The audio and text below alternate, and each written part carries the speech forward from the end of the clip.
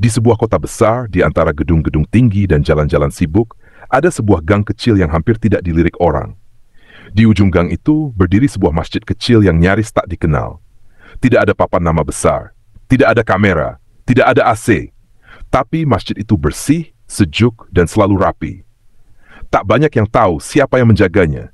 Setiap malam sebelum subuh datang, seorang lelaki tua berjalan perlahan ke masjid itu. Langkahnya pelan, punggungnya sedikit bungkuk. Ia membawa sapu, ember, dan air hangat dalam termos kecil. Dengan sabar ia menyapu debu dari sajadah, membersihkan kaca jendela, mengangkat sandal-sandal yang berserakan, lalu mengisi tempat wudhu dengan air yang ia panaskan sendiri dari rumah.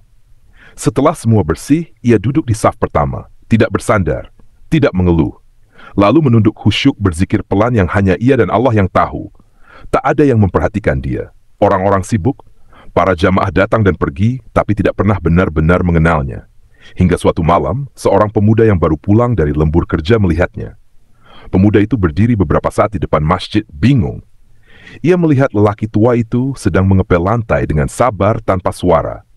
Pemuda itu pun bertanya, "Pak, bukankah ini bukan waktu salat? Kenapa Bapak bersihkan masjid di malam hari seperti ini?" Lelaki tua itu menoleh perlahan tersenyum. "Anakku, aku sudah tua. Tidak banyak lagi yang bisa aku berikan untuk dunia. Tapi selama tubuhku masih bisa bergerak, aku ingin berbuat sesuatu meski kecil.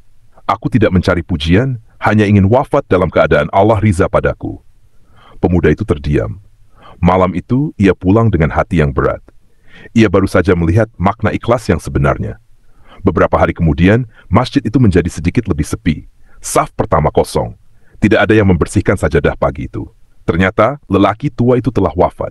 Ia meninggal di malam sunyi, dalam sujud terakhirnya.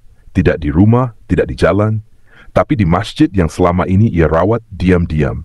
Jenazahnya disalatkan oleh segelintir orang. Tidak ada karangan bunga, tidak ada unggahan duka di sosial media. Tapi malam itu, imam masjid bermimpi. Ia melihat cahaya besar turun dari langit. Lalu suara lembut berkata, ia tidak dikenal oleh manusia, tapi terkenal di langit karena keikhlasannya. Kesimpulannya adalah, jangan menunggu panggung untuk berbuat baik. Tidak semua amal perlu disaksikan manusia. Bisa jadi, amal paling kecil yang engkau rahasiakan itulah yang membuat Allah mencintaimu.